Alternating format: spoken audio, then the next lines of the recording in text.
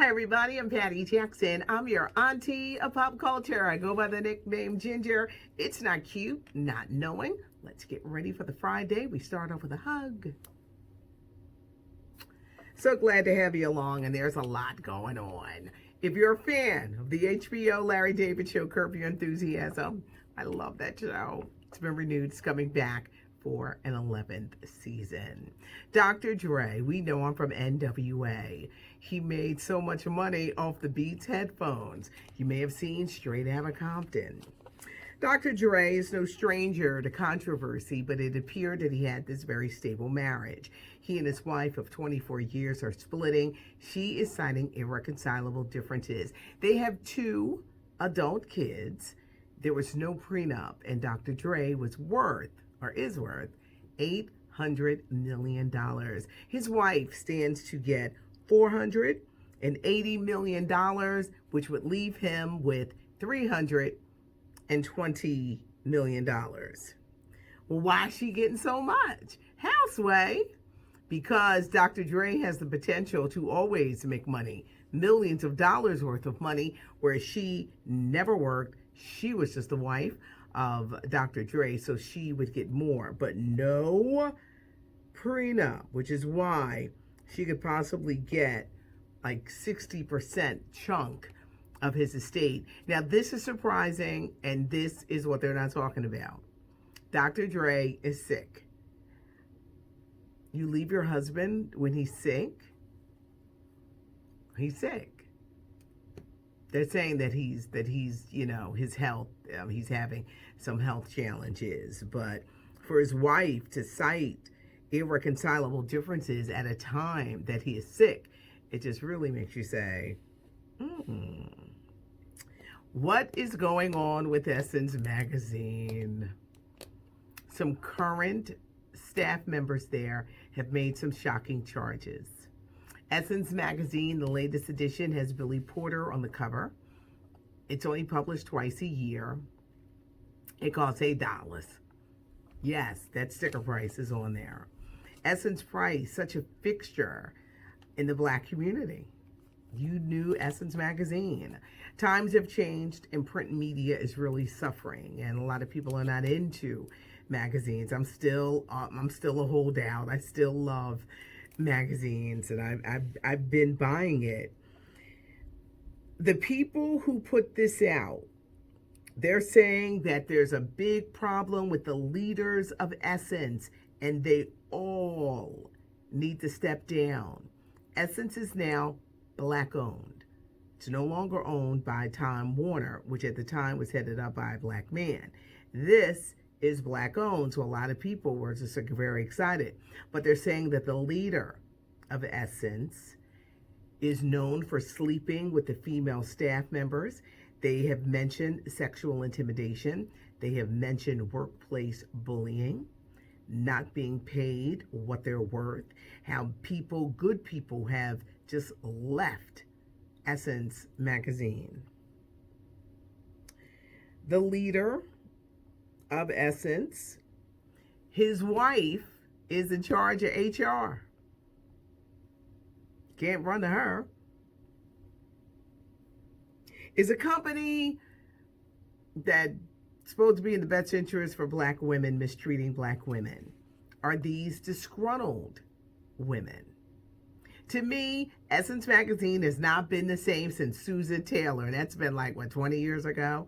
Susan Taylor was Essence Magazine, which I think bothered a lot of people when you become bigger than the brand, but just the quality and it just hasn't been the same.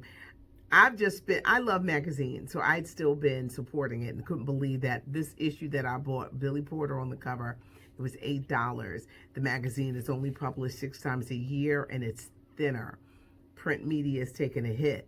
But will the people, the top brass at Essence, will they talk about these charges and what is going on at Essence Magazine? It's hard to support something and you know that they're not doing right by the workers. It's going to be interesting if they talk out. Beyonce is being accused of using African culture to sell music. Yesterday, I told you about her new Disney project, Black is King. It's a visual art spectacular that's going to start streaming on Disney Plus July 31st. Is she using African culture to sell music, or is this just the Beyonce haters just jumping up and down? Some are saying you should love our country as much as you love over there. When's the last time you've been to Africa? This is really interesting because no matter what she does, there's going to be somebody criticizing it. I look forward to this project. It looks visually stunning. Her Parkwood Entertainment Company, she wrote it, she produced it, she directed it. It has her hands all on it. It's kind of like an accompaniment to The Lion King, where she voiced Nala, like a gift. But Beyonce is being criticized. She signed a mega deal with Disney for $100 million. Of course, nobody wants to talk about that, but this is one of the first of the projects that she's doing with Disney.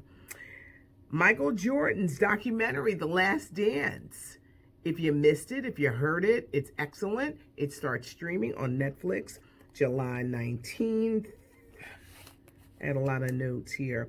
The NBA players, when they go back, they're going to be not wearing their names on their jersey, but they're going to be having social justice statements. Prince is coming to TikTok. The entire Prince catalog. The estate, the family of Prince, has made a deal with TikTok. TikTok is the hot thing, new generation of social media users. TikTok is going to have it all. Interviews, performances, video concepts. Wait, the entire Prince catalog. This is going to be an interesting compilation that these two put together. Let's remember a TV comedy writer and legend, Carl Reiner. He founded the Dick Van Dyke Show. He was 98 years old, and he is the father of actor Rob Reiner.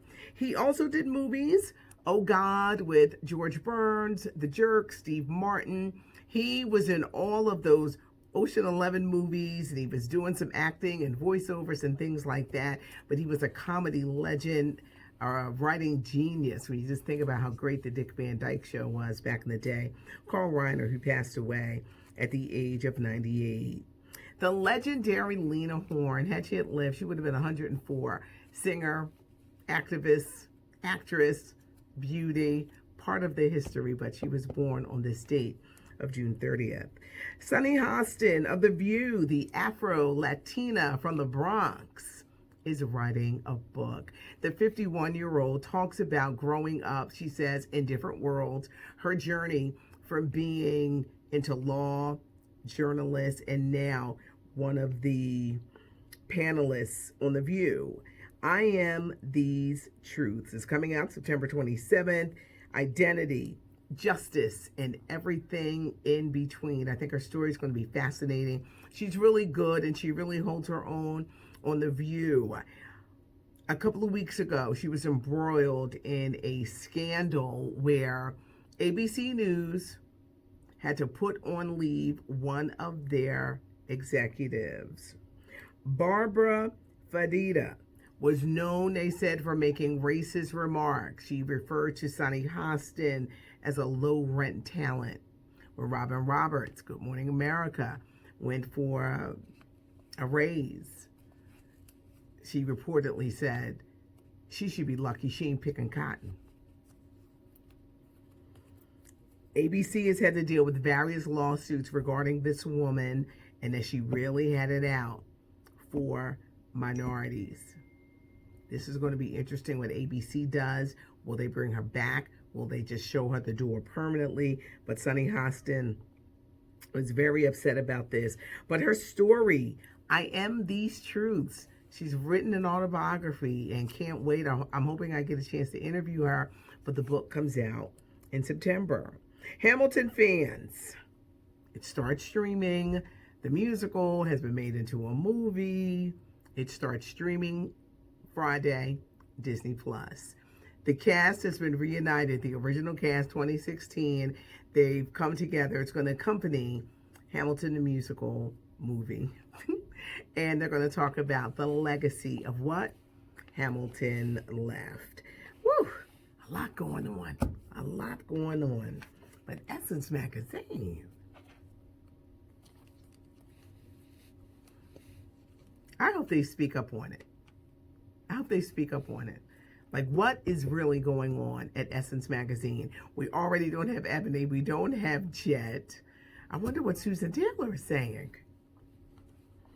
I stand on it. I don't think Essence has been right since she left, because she played such a big part. I'm Patty Jackson. I'm your auntie of pop culture. Thanks for hanging out today. I've got a lot of hearting to do as I go through comments, but if I leave a heart, that means that I saw it. Tell a friend, subscribe to the channel, hit the bell for notifications, so when we come on, you're ready for everything. We do this. There's a weekend version that's more stylized and more, a little fancier. This is kind of like the raw edition that we bring you. But I am looking like a beacon. I look like something from the age of Aquarius and Let the Sun Shine In. My little hippie look with the locks. I'll be back to wearing black tomorrow. I'm trying to break out of the norm of what I normally do. If you notice that I'm wearing more colors, because if it was up to me, I'd be like Johnny Cash. Black, black, black all day. Just wear a black outfit, because it just goes with everything. Subscribe to the channel, tell a friend. Thanks so much for joining us. I got a lot of heart, so I haven't hearted you yet. It's coming, because I'm going to do that today. Thanks so much for joining me. I'm Patty Jackson. I'm your auntie of pop culture.